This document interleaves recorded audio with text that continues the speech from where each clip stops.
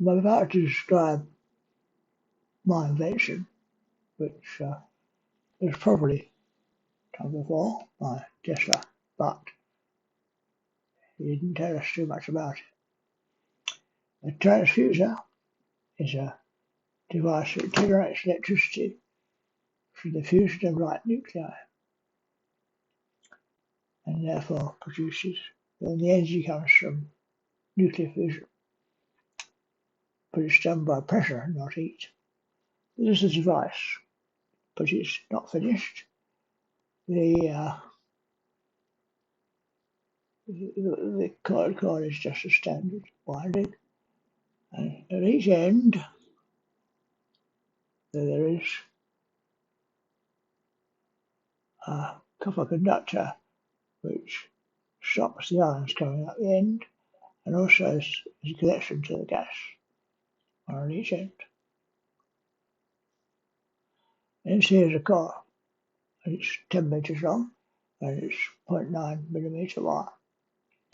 I can't connect to it because it's enameled and this device cannot be finished. I need another wire going from here, from the conductor here to this point here, and from this conductor here to this point here. And I can't do that because it starts up straight away. I don't think it's dangerous, but it might cause consternation. It works for the fact that the coil produces a voltage.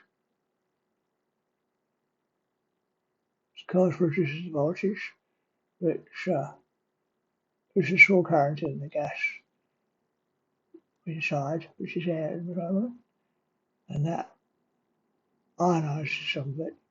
And the ions are forced to the centre by the coil, and the current in the coil induces a current in the winding in the gas, which repels it because unlike currents repel. And it forces it into the centre. The pressure goes up because the area goes down, and the force is the same. And for the pressure is force over area. As the area goes to zero, pressure goes to infinity. And at that point, above the force, just before that, the fusion occurs and the reaction starts. And it gets bigger and quickly becomes unmanageable. The idea is to have a fusion, a device which goes across the terminals called gas discharge tube. They're quite cheap. 1,000 watts is enough, and that would be soldered in, just fitting the ends of the wires. Yeah, across there, and that would limit the power. Now, I haven't done a calculation on this, and I don't know how many turns there are, but the power is probably milliwatts. I have a device to measure the power, which I've just made, and it's this company looking device, which is a meter and a diode marked over to a meter, diode and an aerial.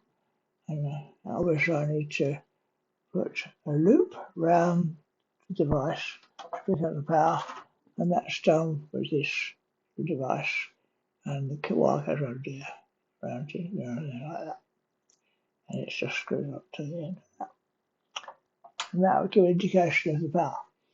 The power is I squared R, and the resistance is the resistance meter, which is a few millihenries, and the current is displayed on the I squared R, which you calculate on a suitable calculator or a slider.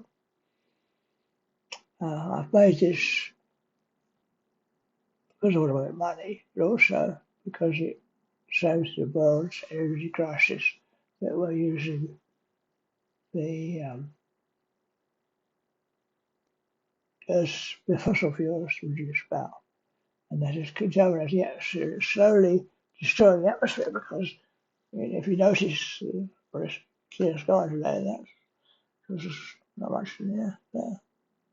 It's not very blue. Blue sky is called partial. So there is something wrong, and it'll just get worse until the death rate gets too high, and they might do something about it. I live in the north, and it's cool. The people who live in Africa are quite badly affected. And so I need some billionaire, Elon Musk needs to take this up and make it into a visual device. I expect the cars will be bigger and the power will be much bigger. I hope to meet my friends in Rotterdam in a few weeks' time, and I've addressed it to them and put it on YouTube because it's the easiest way of propagating it. A friend of mine who had a son who I think he lives in Mexico now, but he's a Mexican, and he made one. It was quite serious consequences, I believe, for the family. So I didn't talk about it. Okay, well that's me done, and now turn it off.